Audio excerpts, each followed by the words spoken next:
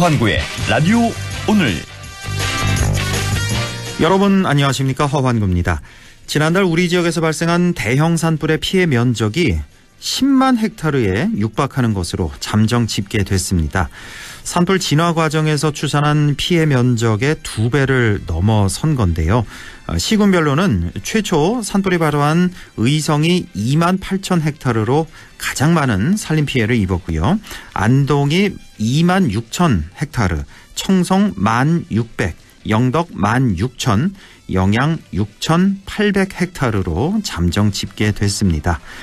산불 피해 면적이 10만 헥타르면 역대 최대 규모로 축구장 14만 개가 넘는 면적입니다. 산림 피해만이 아니라 인명 피해와 많은 이재민도 발생했습니다. 불길이 핥히고 간 자리에는 깊은 상처가 남았고요. 소중한 살림이 속절없이 사라졌습니다. 지난 일을 돌이킬 수는 없겠죠. 이제 중요한 것은 피해 복구입니다. 체계적인 복원은 물론 다시는 이런 대형 산불이 발생하지 않도록 근본적인 대책을 마련해야겠습니다. 안동문화방송 라디오 오늘 광고 듣고 시작합니다. 다음은 KGM 소식입니다. 최근 출시된 토레스 하이브리드. 전기차에 가까운 주행 모드로 전기차냐 하이브리드냐 말이 많다고 합니다. 듀얼테크 하이브리드의 뛰어난 도심 연비. 결론은 하이브리드, 성능은 전기차입니다. 실구매가 3,100만 원대부터 토레스 하이브리드 KGM. 웰메이드가지요. 멋진 옷이 필요할 때 웰메이드가지요.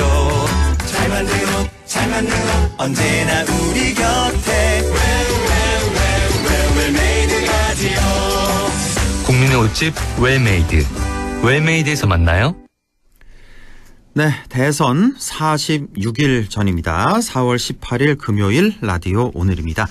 1부 한 주간의 시사 이슈 진단해보는 최진봉의 시사 포커스 잠시 후에 만나보고요. 2부 이슈 오늘에서는 영양군의 산림 피해와 복구 계획을 알아볼 텐데요. 영양군 최용준 산림경영팀장을 연결해 보겠습니다. 이어서 천용길의 정치 TMI 뉴스민 천용길 시사평론가와 함께하겠습니다. 라디오 오늘 많은 애청 바랍니다.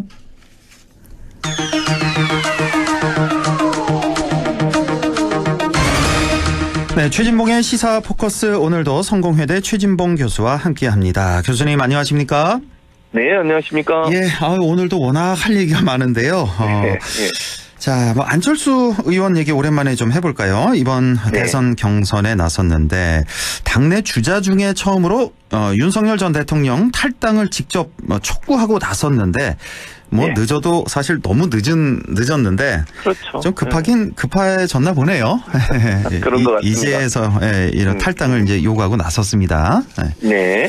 근데 사실 지금 안철수 의원 빼고 나머지 사람들은 거의 얘기도 안 하고 있잖아요. 아직도. 그렇습니다. 예. 사실 탄핵의 강을 건너야 되는 건데 지금 국민의힘 보면 지도부도 그렇고 대선 출마한 사람도 그렇고 안철수 후보가 이제 와서 이제 그 얘기 꺼낸 것은 다급해서 그런 것 같은데 힘을 받지 못하고 있어요, 사실은. 그러니까 안철수 의원 입장에서는 뭔가 본인의 지지율이 그렇게 오르지 않고 있잖아요, 지금 여러 상황으로 본다고 하면. 그렇습니다. 예. 그래서 뭔가 차별화를 하려고 하는 것 같아요. 그래서 이 카드를 던졌는데 그러면 저는 이렇게 묻고 싶어요.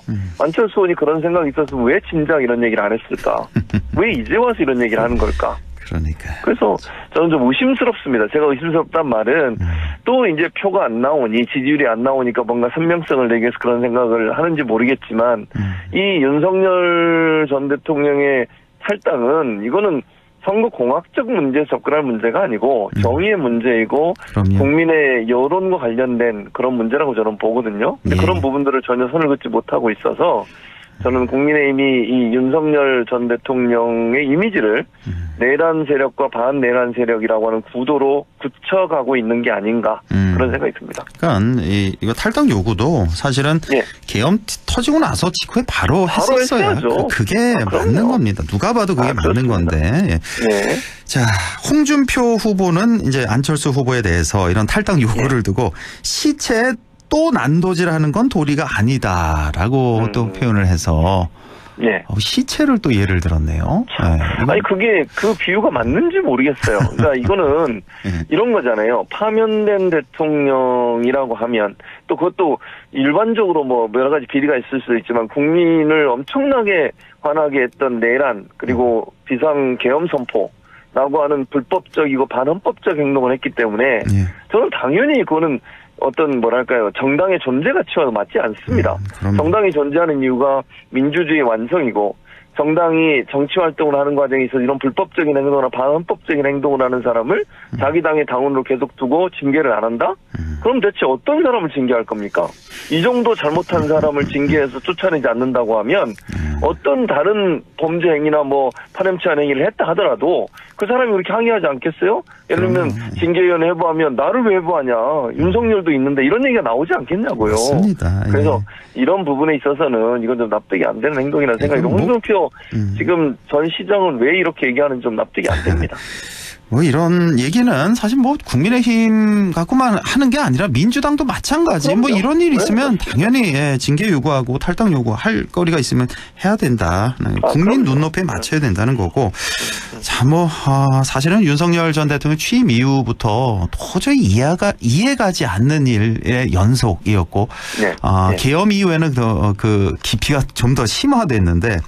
또 기가 막힌 얘기가 어제 또 윤어겐 신당 얘기가 나왔어요. 그 윤석열 전 대통령 변호인 5명이 윤어겐 신당을 만들겠다 이제 예고를 했다가 이제 돌연 취소 보류하기로 했는데 어겐이란 말이 뭐 다시 이런 뜻이냐?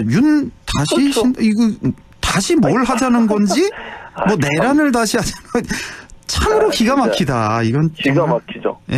아니 그리고요 윤어게인 신당이면 이거 해당입니다. 아직 어쨌든 당적을 갖고 있잖아요 윤석열 지금 전 대통령이. 그러네요. 예. 그렇죠. 그런데 다른 당을 만든다고 이건 정말로 해당 행위죠.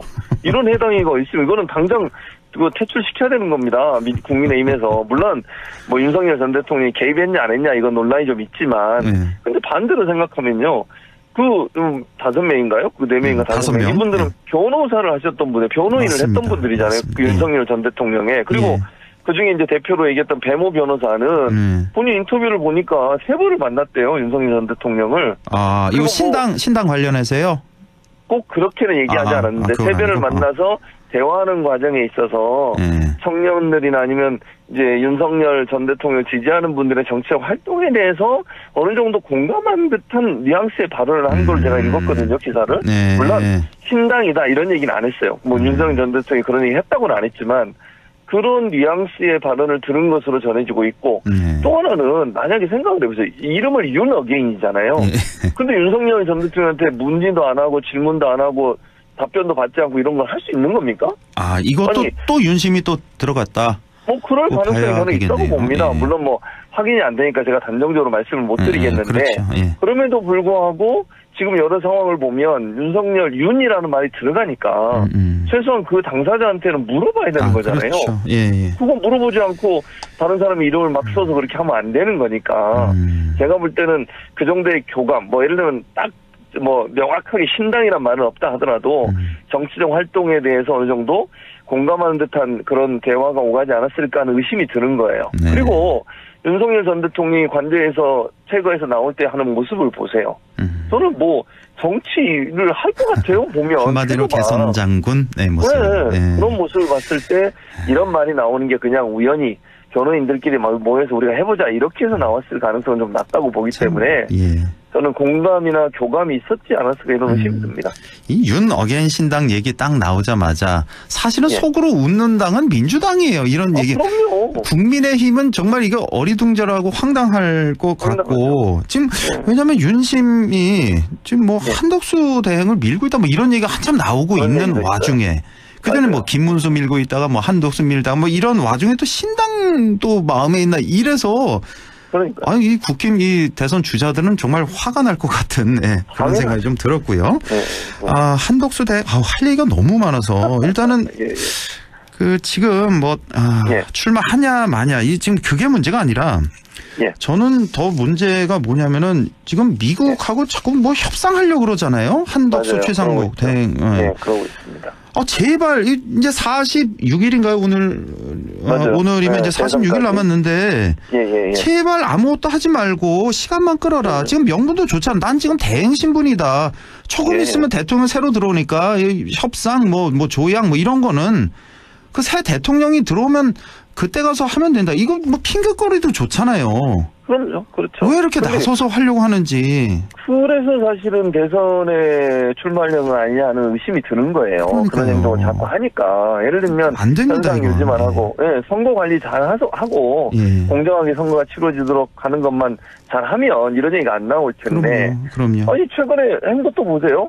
광주를 방문하질 않나 어디 또 다른 지역도 방문했었잖아요. 시장도 가려고 하다 못 저 가기도 울산 하고. 쪽도 방문하고. 울산도 가고. 예. 아니 무슨 대행이 지금 특별히 무슨 울산에 무슨 재해가 난 것도 아니고 큰 피해가 난 것도 아닌데 굳이 방문할 이유가 있는지 잘 모르겠어요. 사실 더 문제는 그때가 또 대정부 질문 시기였단 말이에요. 맞아요. 거기를 거긴 안 불참하고. 가고. 예. 거긴 불참하고 갔잖아요. 이게 과연 맞냐는 거예요. 저는 대단히 잘못된 행동이라고 생각을 합니다. 게다가 이런 행동을 심판이잖아요. 심판 이번 대선 그렇죠. 심판. 그렇죠. 정말 이해를 할 그러니까. 수가 없습니다. 그리고 예. 아니 미국과의 무슨 뭐 관세 관련된 논의가 급하다고 하지만 90일 동안 유예가 된 상태예요. 예. 그러면 트럼프 대통령이 90일 유예를 했잖아요 지금. 예. 그렇다고 하면 새로운 대통령이 선출되고 나서 해도 크게 무리가 없어요. 그럼요. 그리고 예. 미국 입장에서도 아니 권한대행 임기가 이제 대행 임기가 얼마 안 남았잖아요 지금. 한 달 반. 예. 이 사람 만나가지고 얘기했는데 나중에 새로운 대통령 되면 그 사람이 와서 또 다 뒤집으면 어떡할 거예요? 협상을 할 수 있겠습니까? 대체? 그러니까 미국 아무것도 입장은 저는 않는데. 이해가 가요. 왜냐하면 지금 네. 워낙에 좀 위기에 처해 있잖아요. 트럼프 정부가. 그러니까 네, 그렇죠. 물꼬를 좀 트는 그런 차원에서 우리나라를 이용해 먹으려고 하는 거 아니겠습니까? 그렇죠. 예. 그러니까 이제 그런 점에서 뭔가 이 트럼프가 많은 걸 얻어냈다. 양보를 얻어냈다. 이런 걸 보여주고 싶은 거죠. 왜냐면 관세 전쟁에서 여러 가지 지금 부작용이 많이 나오고 있거든요. 예. 물가도 오르고 있고 또 중국이나 이런 데서 이제 반박해서 계속 이제 카운터로 해서 예. 또 관세를 올리고 있잖아요. 예. 보복 관세를. 그렇습니다. 이런 상황이다 보니까 미국의 경제가 상당히 어려워요. 그래서 예. 국민들도 불만이 많거든요. 근데 지금 일본을 상대로 해서 하고 있는데 일본에서 뭔가 어디나 방위비까지 지금 원 플러스 원이 돼버렸잖아요, 지금. 관세와 그렇습니다. 방위비가. 예. 우리도 같은 모델로 가는 위험성이 있는 거예요. 그러면 새로운 정부가 책임있게, 이런 논의를 할 수 있도록 만들어줘야지 본인이 나서서 하는 것은 바람직하지 않은 거죠. 제발 아무것도 하지 마시라. 예. 예. 그 말씀 좀 전해드리고 싶고. 자, 국민의힘 권성동 원내대표. 저 이거 정말 깜짝 놀랐는데. 네. 그 뉴스타파 여기자였잖아요. 예, 그 맞아요. 여기자의 손목을 잡고 끌고 막 꽤 멀리 갔어요. 한 10m, 맞습니다. 20m 가고 꽤 오랫동안 그 손목을 잡고 있고 손목이 네. 아주 벌게졌던데. 맞습니다. 아니 이거 있을 수 있는 일인지. 그래서 뉴스타파 측에서 이제 고소를 했고 이미 네. 뭐 권성동 원내대표는 또 MBC 기자가 물어봤어요. 저 사과할 의향 없느냐. 당연히 사과해야 네. 되는데 없느냐 하니까 자기 잘못 없다. 오히려 내가 고소하겠다. 이렇게 나서서 도대체 언론관이 이게 어떻게 된 건지. 저는 기가 윤석열 막힙니다. 전 대통령과 다르지 않다. 국민의힘의 언론관은 입틀막 언론관이다. 그렇게 정의를 하겠습니다. 아니, 언론은 원래 불편한 질문을 하는 거예요. 어디 그러니까요. 언론이 정치인이 원하는 질문 해주고 그 사람이 어떤 질문 해주세요 하면 그거 받아서 하는 사람이 언론인입니까? 홍준표 지금 후보도 똑같은 행동을 하더라고요. 맞습니다. 예, 뭐 며칠 동안 그랬어요, 계속. 예. 네. 아니 그러니까 그러면서 한다는 소리가 자기가 혼수로도 이런 질문 하라고. 그게 잘못된 거예요. 언론사에 이건 질문하라 전 질문하라 정치인 얘기하면 되는 겁니까 대체? 있을 수 없는 일이고 언론은 원래 불편한 질문을 하는 거예요. 그게 제대로 된 언론이고요. 좋은 질문, 대답하기 좋은 질문, 원하는 질문 해주는 건 언론이 아니에요. 그게 바로 소위 저기 두 사람 얘기하는 거, 뭐 권성동이든 홍준표든 이 두 사람 얘기하는 그게 찌라시예요. 정치인이 원하는 질문이나 해주고 정치인이 원하는 대답 듣고 지쳐하고 그런 거 기사 써주고 이게 찌라시지. 어떻게 제대로 된 질문, 예컨대 불편해하고 어려워하고 대답하기 곤란한 질문을 던지는 거 그게 제대로 된 권력 감시 기능과 비판의 기능하는 언론 아니겠습니까? 그렇습니다. 언론은 원래 그런 역할을 하라고 존재하는 거예요. 예. 국민들이 따갑게 비판적 입장을 갖고 있는 국민들이 묻기를 원하는 질문 투과하고 있는 언론사인데 그 언론사의 기자의 그것도 여자 기자의 손목을 잡고 끌고 와요? 그러니까요. 이건 있을 수 없는 참. 일이에요. 언론 탄압이고요. 도대체 무슨 헌법에 생각으로. 보장된 언론의 자유의 탄압입니다. 이거는. 전혀 이해할 수가 없는 거고. 홍준표 후보 얘기를 하셨는데 참 네. 원래 스타일이 이래요. 기자에 대해서 뭐 반말 기본이고 뭐 무시하고 맞아요. 모욕 주고 네. 이런. 네. 근데 사실 그 화면을 지켜보고 있는 우리가 더 모욕당하는 느낌이에요, 국민들이. 맞아요. 그러니까 그 그럼요. 기자가 그 국민을 대표해서 물어보는 건데 맞습니다. 우리 국민에게 하는 거랑 똑같다 아니겠습니까? 예. 네. 국민의 알 권리를 대신하는 거니까 국민이 묻고 있는 거죠. 근데 국민에서 그렇게 국민에 대해서 그런 행동을 한다고밖에 볼 수 없는 거죠. 예. 자, 조금 며칠 된 뉴스인데 예. 윤 대통령 4월 4일에 탄핵 예. 파면당하고 예. 일주일 더 있었잖아요, 관저에. 예, 그렇죠. 근데 왜 일주일 동안 228톤 물을 사용했다고 하는데 썼어요. 특히 4월 4일 파면 날에 집중적으로 많이 썼다고 하는데 예. 이거 혹시 뭐 그것 때문에 얘기 그랬죠. 좀 들으신 게 있나 해서 이건 저- 도저히 이해가 안 가서요, 이거는. 저도 이해가 안 갑니다. 얘기 개인적으로 제가 드는 건 없고요. 물론 대통령실에 이제 반론 차원에서 말씀을 드리면 네. 대통령실에서는 그게 이제 두 사람만 쓴 게 아니다. 거기 이제 대통령실에 있는 사람들, 그러니까 관저에서 근무한 사람들, 네. 뭐 이런 사람들 쓴 것까지 포함되어 있다고 지금 주장을 하더라고요. 아니 그래도 그것도 제가 그렇죠. 확인해 봐야 된다고 생각해요. 그럼요. 관저 안에서 쓰는 것만 통계가 나온 거 이게 지금 국회의원실에서 요청해서 받은 거거든요. 예. 근데 이게 정말 관저 안에 있는 그 건물에서 쓴 건지 아니면 그 전체를 다 포함한 건지는 좀 확인해야 된다고 저는 생각합니다. 근데 저는 이제 이게 만약에 일반적인 사람보다 거의 70배 이상 많이 쓴 걸로 보이더라고요. 그러니까 그렇습니다. 2인 가구로 보면 2인 가구 기준으로는 70배 이상 맞는 거래요. 예. 그 수치가. 예. 근데 그렇게 됐을 경우에 왜 그러면 이렇게 많은 물을 썼을까? 뭐 여러 가지 의심이 드는 부분이 있죠. 뭐 정확하게 들은 것도 저는 확인한 건 없지만 일단 편백나무 2천만 원인가 들어가지고 거기 뭐 공사했다는 거 아닙니까? 저 사우나, 욕실에, 사우나. 예. 그 관련해서 물을 많이 썼나? 아니면 예. 혹시나 또 뭐 관저를 나오기 전에 예. 관저에 설치했던 여러 가지 것들을 이게 좀 치우고 또는 뭐 해체하고 이런 과정에서 물이 많이 필요하지 않았을까? 이건 제 개인적인 의심입니다. 그래도 그냥. 이해가 그건 안 모르겠어요. 가요. 그것도 그러니까요. 이렇게 나올 수가 없는 거고.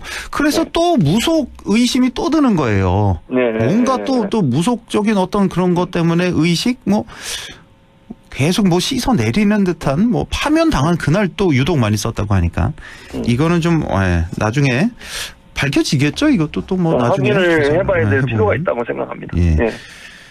자, 지귀현 판사는 도대체 어떻게 해야 될지 네. 이대로 진행해도 되는 건지 저는 아니라고 지난 봐요. 1차 공판 때 네. 우리 도저히 이해할 수 없는 그런 일들이 많았잖아요. 많이 일어났죠. 전 대통령 원래 맨 이거. 앞줄에 세워야 되는데 거기 네, 뒷좌석에 두 번째 앉았고 줄에. 네, 입장도 그렇죠. 다른 통로로 했다고 네. 하고 지하 주차장 그러니까 포토라인 세우지도 않고 네. 판사 말도 끊고 그냥 발언을 82분 네. 이렇게 하고 네. 언론에 전면 비공개하고. 근데 이번에 이제 그렇죠. 2차 공판 다음 주 월요일에 있는데 여기 이제 언론에 공개는 한다고 하죠. 예. 근데 들어가는 건 안 한대요. 들어가는 건 안 지하철로 하는데 가는 거죠. 법정 네. 안에 그 법정 장면 안에서 시작하기 잠깐, 전에. 네, 재판 시작하기 전에 사진을 찍을 수 있게 한다는 거죠. 그러니까 이상해요. 이 지귀현 판사 다들 아시겠지만 저번에 말도 안 되는 예. 그동안 날을 쭉 시간으로. 나를 시간으로 계산해서 구속 네, 취소를 바꿨죠. 했던. 네, 맞습니다. 좀 이상합니다. 예. 이상하죠. 이거- 그래서 저는 검찰이 이거를 왜 기피 신청을 안 하는지 모르겠어요. 재판부가 기피 신청해야 한다고 저는 보거든요. 그러니까 검찰도 같은 편 아니에요. 지금 그런 검찰 특수본도. 의심이 드는 거죠. 그러니까 음. 이런 검찰의 하는 행동을 보면 그런 의심이 들고 또는 그 윤석열 측 변호인단에서 검찰이 뛰었다가 내렸다는가 PPT가 있었대요. 예, 검찰 공정에. 측에서. 그걸 다시 예. 띄워달라고 요청을 해도 띄워줬대요. 보통 그러니까 근데 오늘 그것도 이제 참 문제고. 제가 이제 오늘 아까 다른 네. 다른 방송에서 박은정 의원하고 김기태 의원인가요? 네, 김기표. 예. 김기표 의원 두 예. 분을 뵀는데 그분들 다 검사 출신이건 두 분 다. 예. 근데 검찰이 그런 경우가 없대요. 피의자가 당연하죠. 변호인단이 띄워달라고 하면 다시 띄워주고 이런 경우가 없다는 거예요. 대단히 이례적이라고 얘기하더라고요. 당연히 너네 걸로 해라 이러겠죠. 너네가 그렇죠. 준비한 그걸- PPT로 해라 그러겠죠. 당연히 그렇겠죠. 근데 그걸 다시 피의자, 그러니까 예를 들면 피고인 측 변호인이 요구했다고 그걸 다시 띄워주고 보여주는 이런 행동도 납득이 안 되는 행동인 거죠, 결국. 이거 지금 법원 측에서 그러니까 사법부의 어떤 좀 이거 망신 아닙니까? 어떻게 그렇죠. 네. 음. 같은 이제 판사로 일하시는 분들도 이런 태도를 보이는 것을 자괴감 어떻게 생각하겠어요? 사법부에 대한 전체적인 좀 불신을 불러일으키는 행동인 거죠, 결국은. 알겠습니다. 오늘 여기까지 말씀 듣겠습니다. 지금까지 성공회대 최진봉 교수와 함께했습니다. 고맙습니다. 네, 감사합니다. 네, 라디오 오늘 2부에서 뵙겠습니다.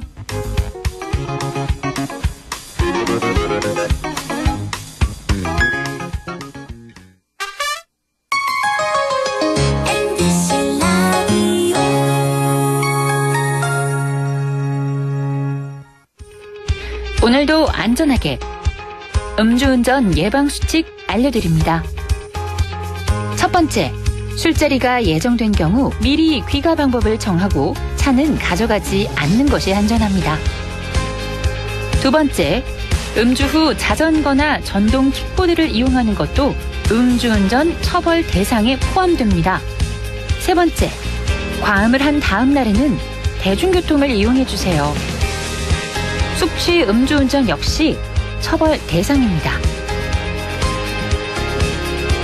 네 번째, 음주운전을 방조하는 경우에도 3년 이하의 징역형 또는 1,000만 원 이하의 벌금형에 처해질 수 있습니다.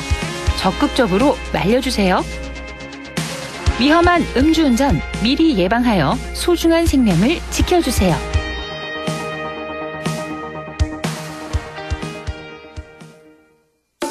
나는 가족 부자입니다.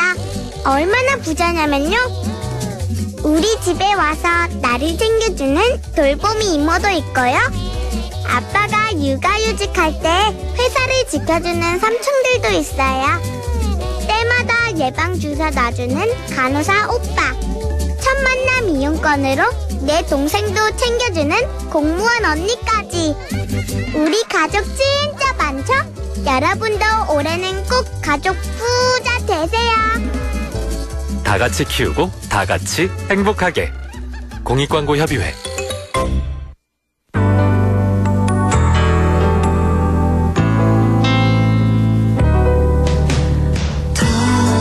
어렵던 날도 많았죠.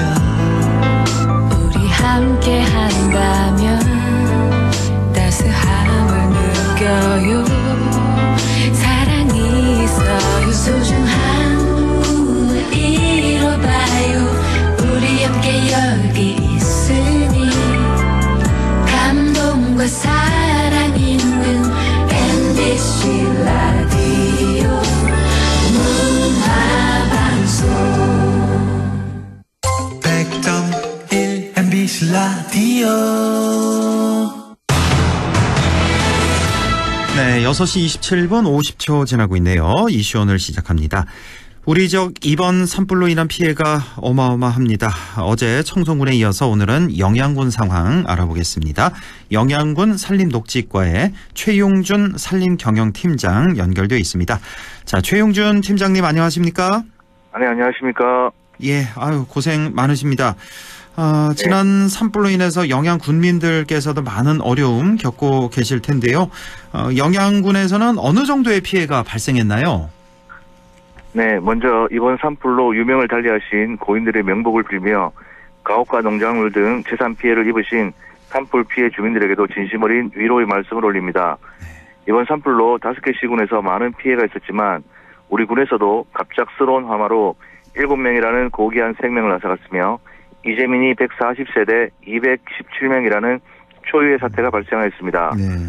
공공시설로는 농업시설인 기계실과 물탱크, 산림시설로는 사방시설과 등산로, 도로와 상하수도시설, 정자 등 213건이 피해를 입었으며 사유시설로는 주택 157동과 사찰 1개소가 피해를 입었고 농업 분야로는 축사 17동과 양봉, 시설하우스, 가공시설, 농업용창고, 농기계 970대 등 279론과 47.8헥타가 소실 및 재산 피해를 입었습니다.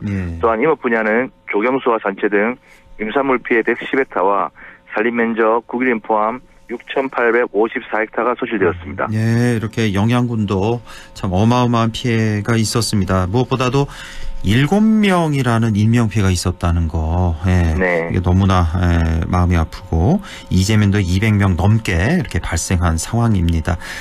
자, 영양군 중에서도 특히 피해가 컸던 지역은 어디였고 또 특별한 이유가 있었을까요? 네, 가장 피해가 컸던 곳은 석보면 화멜리로 강풍이 도로변 골짜기를 따라 바람이 불어 순식간에 산불이 확산되었고 일몰 시간대라 임차하기가 뜨지도 못하고 영양군 전문 산불 진화대가 출동하였음에도 어찌 대처하지 못한 채 피해가 많이 발생하였던 것 같습니다. 이날 뭐 바람이 워낙 거셌기 때문에 아유, 이 진화 작업도 우리 팀장님도 현장 많이 나가셨죠? 이 당시에. 네, 그렇습니다. 네. 아, 정말 너무 무시무시했죠, 이번 산불이. 네, 바람 때문에. 무섭더라고요. 예, 예. 영양군의 특히 석보면 화멜리 이곳에 피해가 컸다라는 말씀이시고 혹시 제 기억이 맞나 모르겠는데 그 7명의 인명 피해가 이곳에서 다 났던 거 아닙니까? 네, 맞습니다. 맞습니까? 예, 이곳에서 예, 그렇죠. 예. 자, 지난 산불로 이재민도 217명이 발생을 했는데 이재민 현황과 함께 이재민을 위한 지원은 또 어떻게 잘 이루어지고 있는지 이것도 좀 살펴주시죠. 네, 우리 군에서는 장계양 문화체험교육원 외 9개소에 있는 임시 주거시설에 56세대 88명이 불편한 가운데 생활하고 계시며 석보면과 이반면에 96개의 임시주택을 설치하고 있습니다. 예. 석보면 사무소 2층에서 주택, 구호, 의료, 피해조사, 응급복구 등과 관련하여 12개 분야 8명이 통합지원센터를 운영하였으며 영양군 보건소에서는 정신건강팀 7명이 심리 상담을 지원하고 있고 감염병 관리팀 4명이 경로당 등 대피소 호흡기 질환을 점검하고 있습니다. 또한 제9협회와 적십자사 등 국민들의 많은 관심으로 구호 물품을 지원받아 이재민께 지급해드리고 있습니다. 네, 아직도 88분이 돌아가시지 못하고 지금 계시는군요. 아주 불편하게 임시 주거시설에 계신데 지금 임시주택을 설치하고 있다고 하는데 이반면에 석보면 이반면에 여기 혹시 언제 좀 예정이 언제쯤 완공이 다 될까요? 임시주택이? 아직 저희가 지금 뭐 준비를 하고 있는데 아마 뭐 상수도 등 기반 시설 때문에 아마 시간이 조금 걸릴 것 같습니다. 최대한 빨리 하려고 최대한 노력을 하고 있습니다. 예, 최대한 빨리 좀 해주시면 좋겠습니다. 자, 산림 자원 측면에서 이번 산불이 영양군에 미친 가장 큰 영향은 무엇일까요? 네, 이번처럼 강한 바람으로 화마가 산을 뛰어넘는 특별한 경우에는 인력 진화로는 참 한계가 있음을 절실히 느꼈습니다. 산불 확산의 원인이 되는 소나무 단순림을 혼혈림으로 바꾸는 노력이 필요하다고 판단됩니다. 산림청에서 추진 중인 산불 예방 수과 구기를 통해 산불 확산 원인을 철저히 차단해야 할 것이고 산주들에게 직접적인 소득이 될 수 있는 산불에 강한 화력수 위주의 특용수, 묘론수 조림 등으로 조림 수종을 다양화해야 한다고 판단됩니다. 그러니까 우리 대부분이 이제 소나무 단순림인데 이게 또 송지인이 또 이거 휘발유 역할을 또 했다면서요. 그래서 그런 부분도 있습니다. 예, 이번에 이제 조림 사업을 할 때 좀 화력수도 많이 심는 그런 대책을 갖고 계시는군요. 자, 향후 복구 작업을 어떻게 이루어질 예정인가요? 네, 우선 긴급 벌채 사업비가 배정이 되면 재우려지와 도로변 가시권 주변, 민가 주변 재우려목 제거 사업을 우선적으로 시행할 예정입니다. 이후 긴급 벌채 시행지를 대상으로 한 내화 수목 위주의 조림도 함께 시행할 예정이고요. 나머지 산불 피해지에 대하여 피해목 벌채와 산주들의 의견을 반영한 조림 계획도 추진할 계획입니다. 피해 면적이 대면적이라 짧은 시간 내 사업 추진이 될 수는 없지만 열악한 지방 재정을 고려하여 중앙정부와 협의하여 순차적으로 진행할 계획입니다. 예. 이번 일을 계기로 영양군의 산림 관리 정책이나 전략에도 변화가 생길까요? 네, 많은 변화가 있을 거라 생각됩니다. 산림은 미래를 보고 투자하는 사업이라 생각되고요. 단순히 산림 녹화를 위한 사업이 아니라 산주들의 소득이 될 수 있는 사업, 지역 관광 사업을 주도할 수 있는 사업을 통해 산주와 지역 주민들이 함께 윈윈할 수 있는 산림을 가꾸는 것이 지방 소멸을 막고 지역 주민의 자부심이 되고 관광객이 찾는 모두가 만족하는 또한 산림청이 추구하는 진정한 산림 복지를 실현하는 방편이라 생각됩니다. 예. 자, 끝으로 산불 예방을 위해서 지역민들에게 전하고 싶은 말씀이 있다면요? 네, 영양군 산림녹지과에 근무하면서 수많은 소형 산불을 진화하였고 인근 시군 대형 산불에 지원을 나갔음에도 산불을 너무 몰랐던 것 같습니다. 이번 산불을 영양군에서 직접 접하고 부끄럽지만 너무 무섭다는 생각을 들었습니다. 그럼요. 불씨가 하늘을 날아다니는데 거대한 자연재난 앞에 한낱 인간이 어찌해볼 수 없다는 무력감도 느꼈고요. 다시는 이런 일이 있어서는 안 되겠다 생각했습니다. 산불 예방과 산불 조심은 우리의 안녕과 지켜됩니다. 산불 예방을 위해 한 번씩 주위를 돌아봐 주시길 부탁드립니다. 예, 감사합니다. 알겠습니다. 아유, 예, 우리 팀장님 고생 많으셨고요. 우리 이재민들 좀 잘 좀 돌봐주시기 바랍니다. 예, 오늘 말씀 잘 들었습니다. 고맙습니다. 네, 감사합니다. 네, 지금까지 영양군 최용준 산림경영팀장이었습니다. 라디오 오늘에서는 청취자 여러분의 참여를 기다리고 있습니다. 우리 지역에서 발생한 사건 사고 소식이나 함께 토론하고 싶은 내용을 안동 MBC 홈페이지 라디오 오늘 게시판에 올려주시기 바랍니다. 전화와 문자 참여도 하실 수 있습니다. 전화는 851국에 7191번, 문자는 샵 0913번으로 보내주시면 됩니다. 문자는 단문 50원, 장문 100원의 정보 이용료가 있습니다. 여러분의 많은 참여 바랍니다.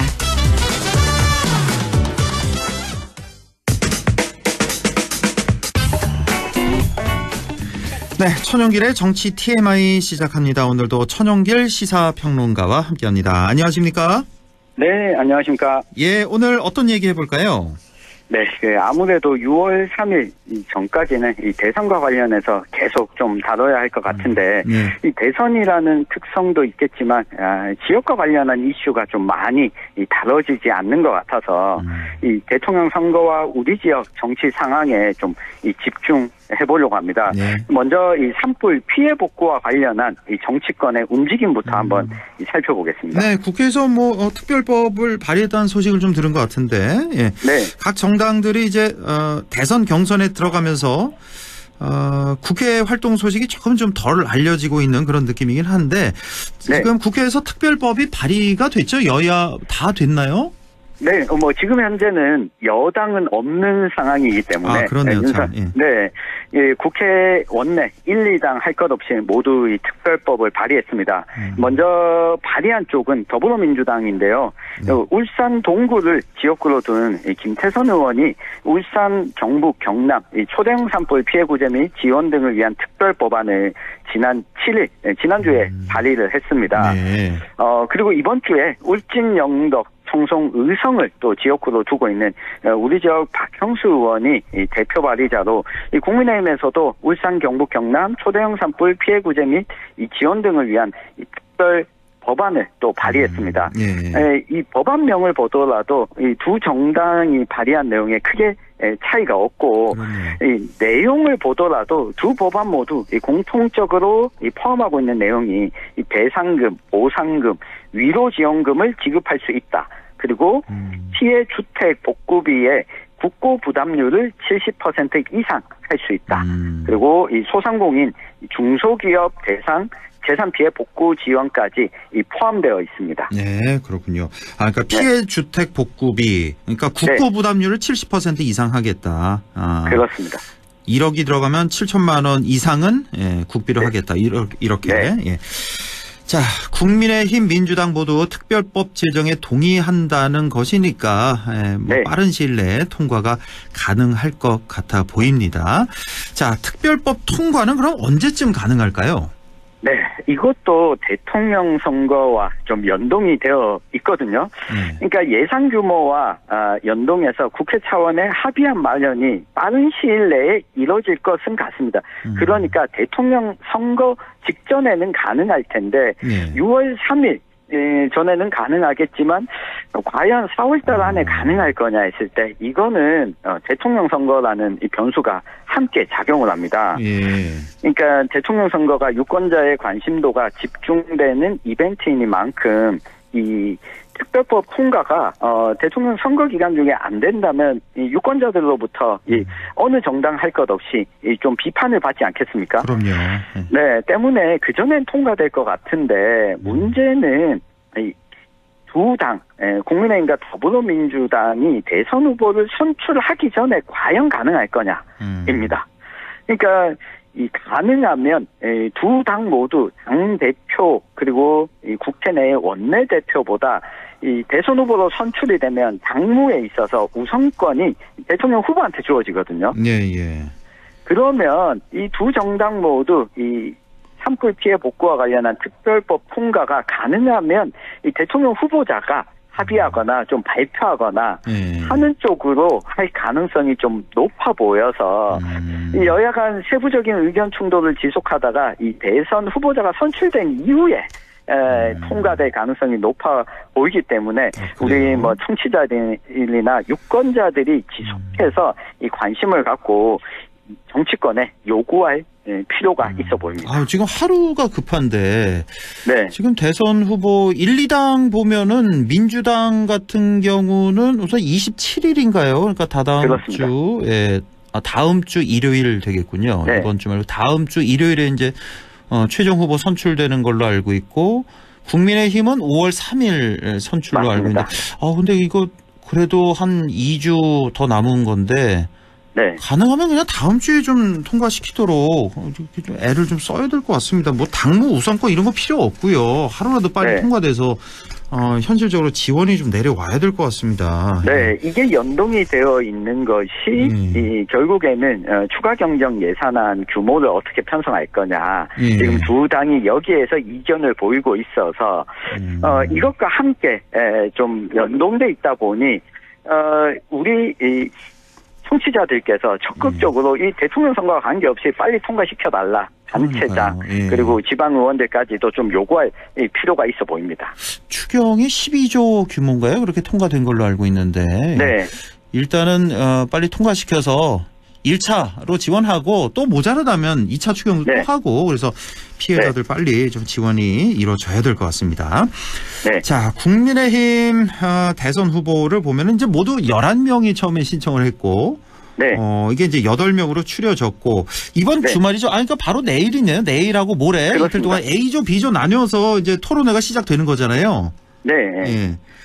자, 이게 지금 이 국민 여론조사 100%인데 이 토론회를 내일과 내일 모레 진행을 하고 22일 날 여론조사를 마치고 그날 저녁에 경선 진출자를 발표하니까 다음 주 초면 2차 경선 진출자 4명이 추려지게 됐습니다. 22일 그러니까 다음 주 화요일이네요. 그러니까 토요일, 일요일 토론을 해보고 그다음에 이제 국민 여론조사 100% 이거 해서 다음 주 화요일에 4명으로 압축한다라는 거고 그 A조, B조 말씀드릴까요? 그러니까 토요일에 이제 토론회가 있는데 A조가 먼저 있습니다. 김문수, 안철수, 유정복, 양향자 이렇게 있고 관심이 많이 가는 게 이제 B조가 되겠습니다. B조에 이제 홍준표, 나경원, 한동훈, 이철우 이렇게 토론회를 갔는데 이 4명 중에서도 저는 또 나경원, 한동훈 어떤 토론을 벌일지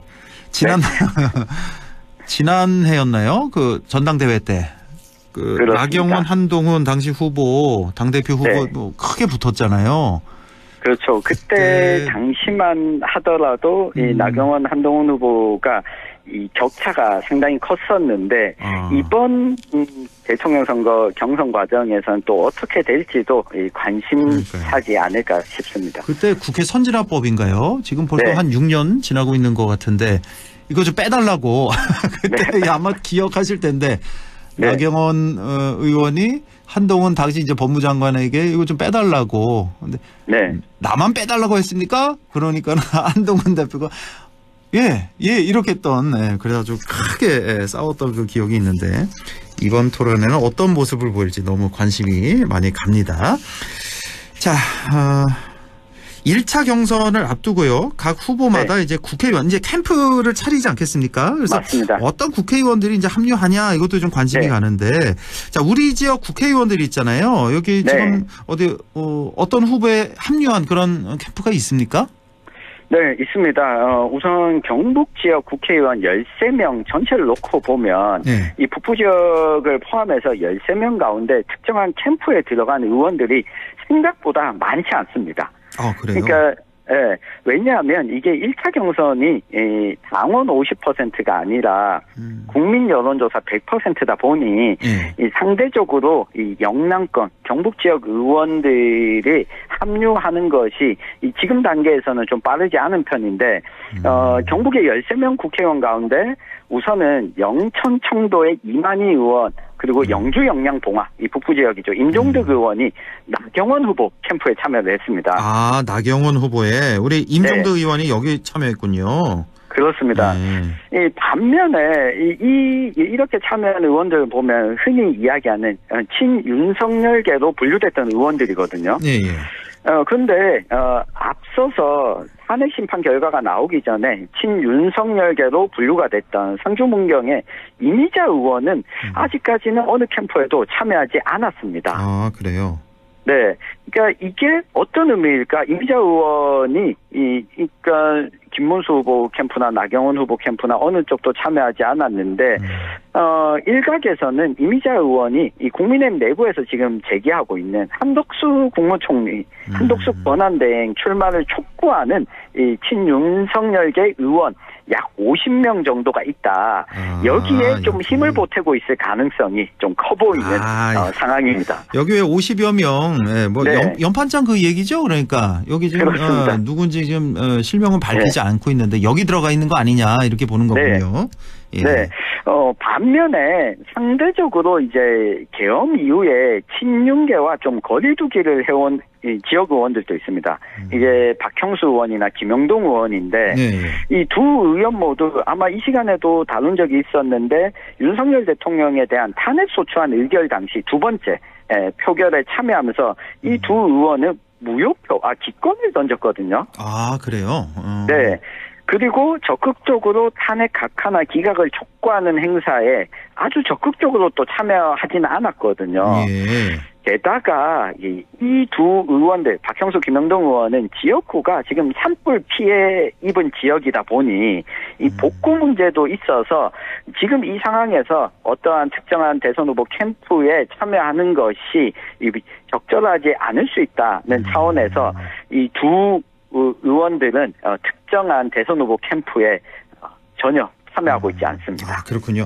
이철우 지사 입장에서는 이제 지역 의원들이 이제 적극적으로 참여하고 있지 않은 그런 상태고 한 총리 그 차출에 대해서는 어떤 입장인가요?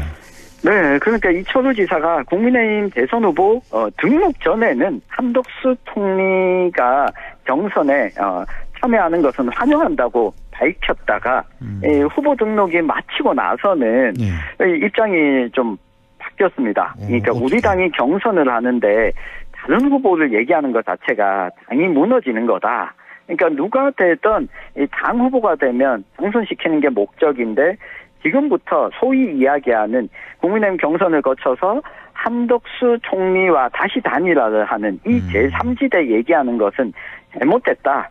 또 강하게 반박을 하고 있습니다. 그래요? 이 입장이 바뀌었네요. 완전히. 네, 본인이 경선에 참여하고 있기 때문이기도 하고 지역의 의원들을 포함해서 소위 친윤계 의원들이 이철우 지사 캠프에는 임요한 의원 정도만 후원회장을 맡고 있고 적극적으로 캠프에 현역 의원들이 또 참여하고 있지 않거든요. 이 부분에 대해서 또 강하게 좀 비판하는 목소리를 낸 걸로 분석할 수 있겠습니다. 그렇군요.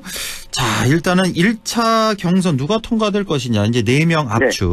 여기 뭐 김문수, 한동훈, 홍준표는 뭐 상수인 것 같고. 안철수냐 나경원이냐 이런 얘기가 좀 나오고 있고. 아무래도 이철우 지사 같은 경우는 좀 힘들지 않나. 뭐 이게 이제 대부분인 관측인 것 같아요.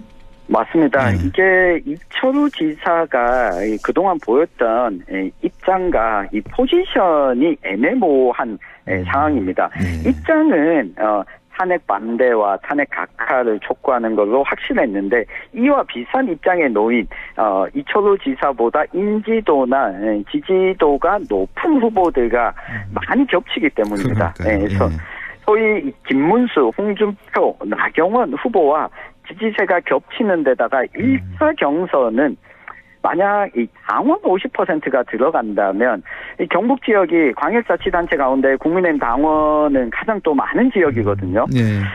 그렇다면 가능성을 좀 엿볼 수 있을 텐데 여론조사 100%다 보니 이 다른 후보들보다 조금은 뒤처지고 그리고 탄핵을 찬성하는 쪽에서 지지를 받기 어렵다는 점 때문에 사실 이철우 지사의 2차 경선 진출은 쉽지는 않아 보입니다. 그러니까요. 제가 지난주에 여쭤봤나 모르겠는데 그럼 네 번째 후보는 누구냐? 나경원이냐 안철수냐?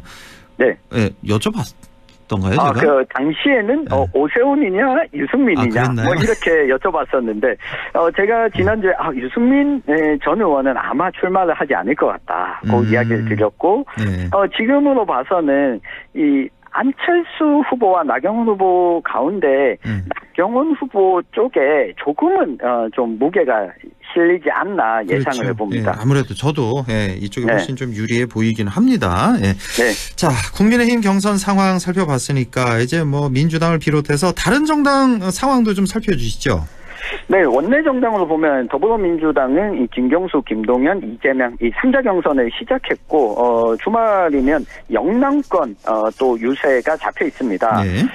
그리고 원내 3당인 조국 혁신당은 후보를 내지 않고 민주진영의 압도적 승리를 위해서 동참하겠다 밝혔고요. 예. 원내 4당인 진보당은 지금 경선이 진행 중인데 강성희, 김재현 두 명이 경선을 치러서 19일 내일이죠. 후보가 확정되고 개혁신당은 이준석 의원을 대선 후보로 이미 선출을 해서 선거운동을 적극적으로 다니고 있고요. 이 원외로 넓혀보면 보수 쪽에서는 한교안 전 총리가 이미 지난주에 국민의힘을 탈당하고 무소속 출마 의사를 밝힌 상황이고. 아, 그래요? 황교안 전 대표 또 나와요? 이번에? 무소속으로 출마하겠다 의사를 밝혔고 아마도 소위 이 정강훈 씨와 자유통일당 쪽에 지지를 받아서 대선을 치를 가능성이 좀 있어 보이고요. 유승민 전 의원도 국민의힘 경선에는 참여하지 않지만 다른 경로도 고민하고 있다라고 이 출마 가능성을 열어놓고 있고 이 반 이재명 입장에서 이낙연 새미래민주당 대표도 지금 출마 가능성을 여전히 열어놓고 있고요. 그래요? 네, 진보 쪽은 원외 정당이죠. 정의당, 노동당, 녹색당과 이 시민사회단체를 중심으로 이 단체를 만들어서 지금 경선에 들어갔습니다. 이 권영국 정의당 대표와 한상윤 전 민주노총 위원장 경선으로 5월 1일에 완주하는 대선 후보를 선출하겠다라고 밝힌 상황이라서 전체적으로 이 보수 진보 할 것 없이 양자 구도가 아닌 다자 구도의 대선 가능성이 좀 높아지고 있는 상황입니다. 예, 이런 대선 주자들 우리 지역 방문 몇 명 방문했었죠. 이재명 대표도 한번 왔었고요. 그렇습니다. 이 민주당 이재명 전 대표가 고향이 또 안동이다 보니까 부모님 선영 참배를 위해서 또 방문을 했고 최근에 선종한 이 가톨릭 안동교구의 정 교구장 두봉주교 조문도 했고요. 이 정책과 관련해서는 아직까지는 이 특별한 발표는 하지 않았습니다.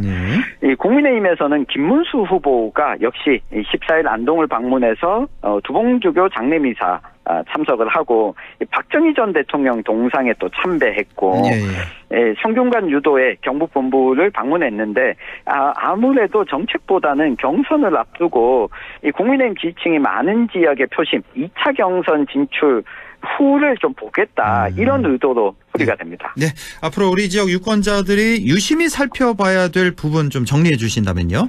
네, 무엇보다도 이번 대통령 선거는 이 비상계엄에 대한 대선 후보들의 입장과 태도를 우선적으로 좀 살펴봐야겠지만요.